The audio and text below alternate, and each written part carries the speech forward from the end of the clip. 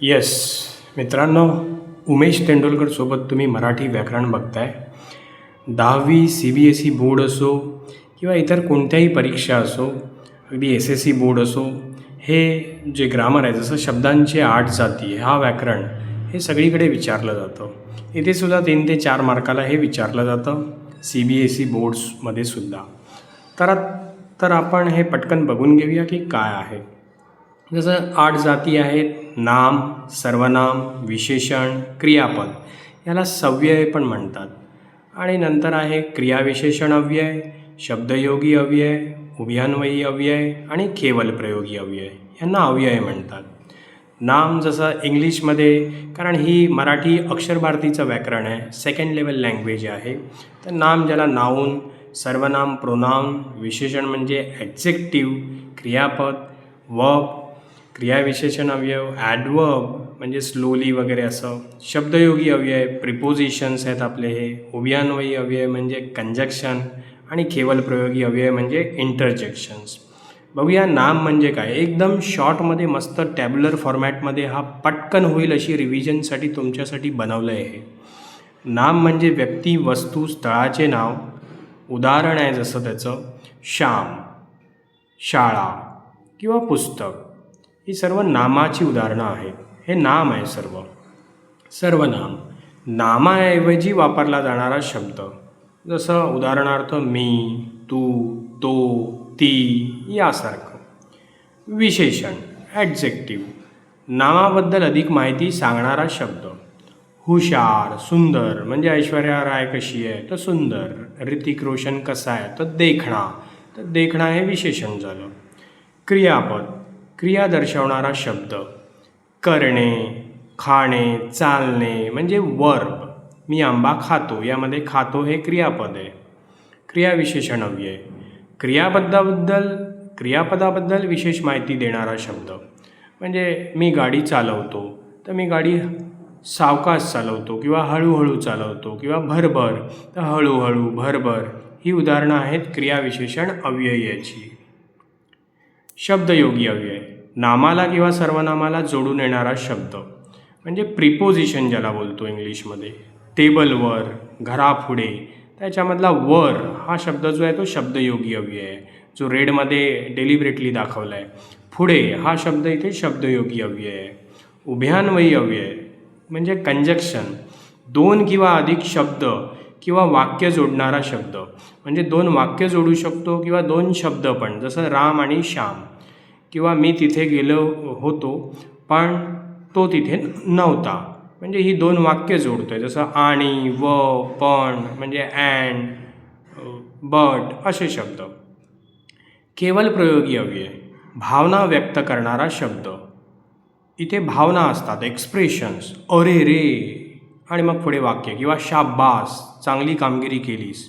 जसं इंग्लिशमध्ये ओ, वाव असे जे शब्द असतात ते केवलप्रयोगी अव्यय. जर तुम्ही हे व्यवस्थित केलं तर तुमचे 4पैकी 4 मार्क्स एकदम पक्के होतील. शब्दांच्या 8 जाती बोर्डाच्या परीक्षेत हा प्रश्न नक्की येतो. पुढचे आता समासाचे तुमचे 2पैकी 2 मार्क्स एकदम पक्के होतील इथे. समासाचे प्रकार बघा. अव्ययी भाव समास, द्विगु तत्पुरुष समास, हा बोर्ड एक्झामला CBSE क्लास 10ला आहे. द्वंद्व समास, ह्या 3 उपप्रकार आहेत. इतरेतर द्वंद्व, वैकल्पिक द्वंद्व, समाहार द्वंद्व. आणि हा जास्त येत नाही पण बहुव्रीही समास चौथा. बघूया, एकदम मस्त शॉर्टमध्ये ह्याची सगळी माहिती दिली आहे.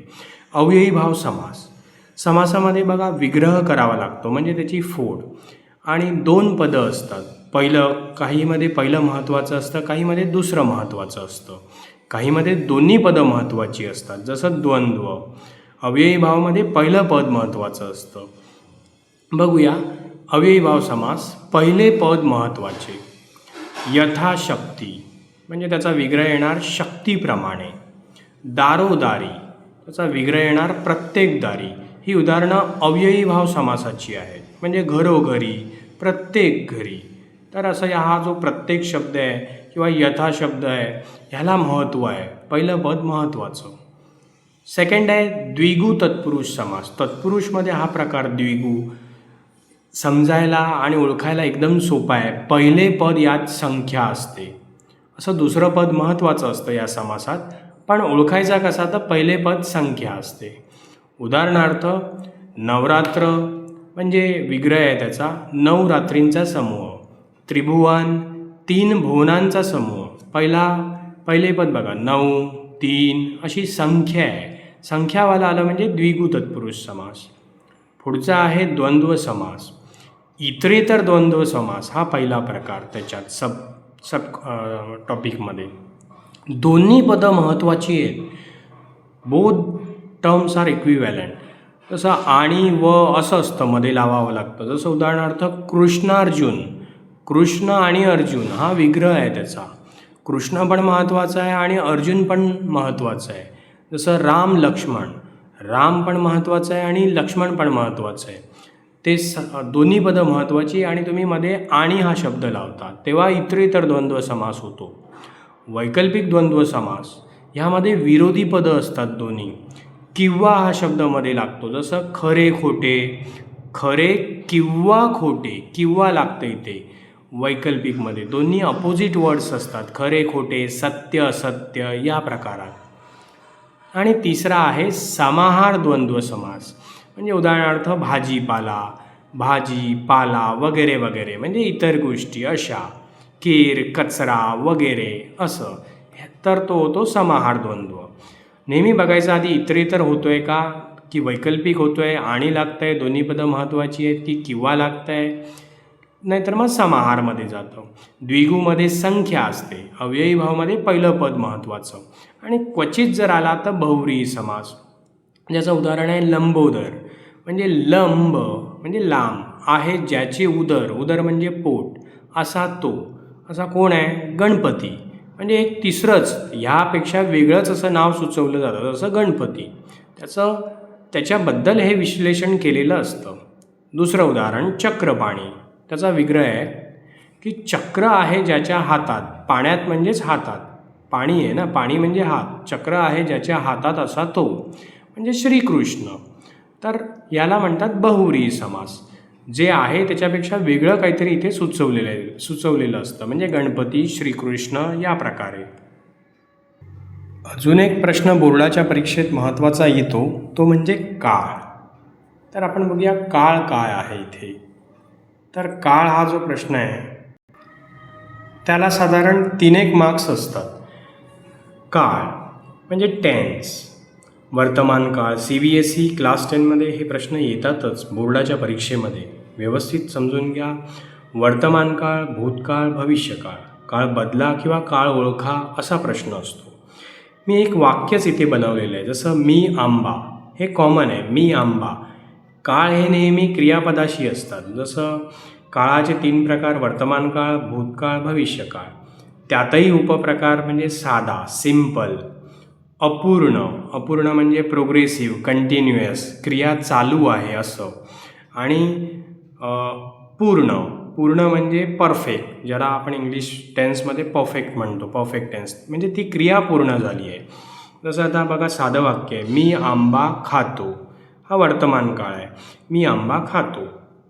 जर प्रोग्रेसिव्ह असेल, कंटिन्युअस, अपूर्ण, वर्तमान काळात 3 प्रकार, साधा, अपूर्ण आणि पूर्ण. अजून एक पण येतो रीती म्हणून, पण त्याचा एवढे प्रश्न नाही विचारले जात. तर मी आंबा खातो हे झालं साधामध्ये. मी आंबा खात आहे म्हणजे क्रिया चालू आहे, अपूर्ण, प्रोग्रेसिव्ह, कंटिन्युअस आहे. मी आंबा खात आहे, सध्या मी आंबा खात आहे.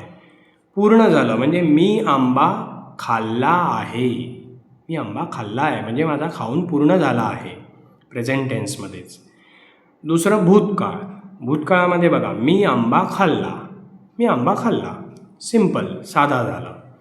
अपूर्ण म्हणजे मी आंबा खात होतो, म्हणजे सकाळी मी आंबा खात होतो तसं. आता दुपार असेल तर सकाळी मी आंबा खात होतो. मी आंबा खाल्ला होता म्हणजे सकाळी मी आंबा खाल्ला होता, माझा खाऊन झाला होता.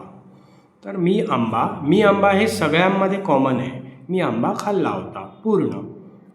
भविष्यकाळ त्यातही पुन्हा तसेच, साधा, अपूर्ण, पूर्ण. भविष्यकाळामध्ये मी आंबा खाईन, भविष्य, फ्युचर टेन्स, मी आंबा खाईन भविष्यात. नंतर अपूर्णमध्ये मी आंबा खात असेन, म्हणजे यावेळी मी उद्या आंबा खात असेन असं, किंवा यावेळी मी उद्या शाळेत असेन असं. म्हणजे आज रविवार आहे समजा, सुट्टी आहे, तर तुम्ही बोलणार की उद्या सोमवारी ह्यावेळी मी शाळेत असेन. आणि मी आंबा भविष्यकाळामध्ये पूर्ण झालं आहे, तर मी आंबा खाल्ला असेल, म्हणजे यावेळी उद्या माझा आंबा खाऊन झाला असेल, खाल्ला असेल. जर तुम्हाला हे वाक्य असं चालवता आलं आणि ओळखता आलं तर तुम्ही जगातलं कुठलंही वाक्य फिरवू शकता आणि ओळखू शकता. जसं तुमच्यासाठी मी एक इथे कमेंटमध्ये तुम्ही ह्याची उत्तरं लिहू शकता. तो शाळेत जातो, ह्या वाक्याचं हे असं 9 करून दाखवा, 9 वाक्य फिरवून सांगा क्रियापदाची. तर अशा प्रकारचे तुमचे मार्क्स वाढवण्यासाठी, आउट ऑफ मार्क्स मिळवण्यासाठी आपण ग्रामरचं अधिकाधिक व्याकरण टाकत राहतो आहे. अजून व्हिडिओ मी बनवत राहीन. तुम्हाला जर व्हिडिओ आवडत असतील तर नक्की सबस्क्राईब करा. Thanks for watching.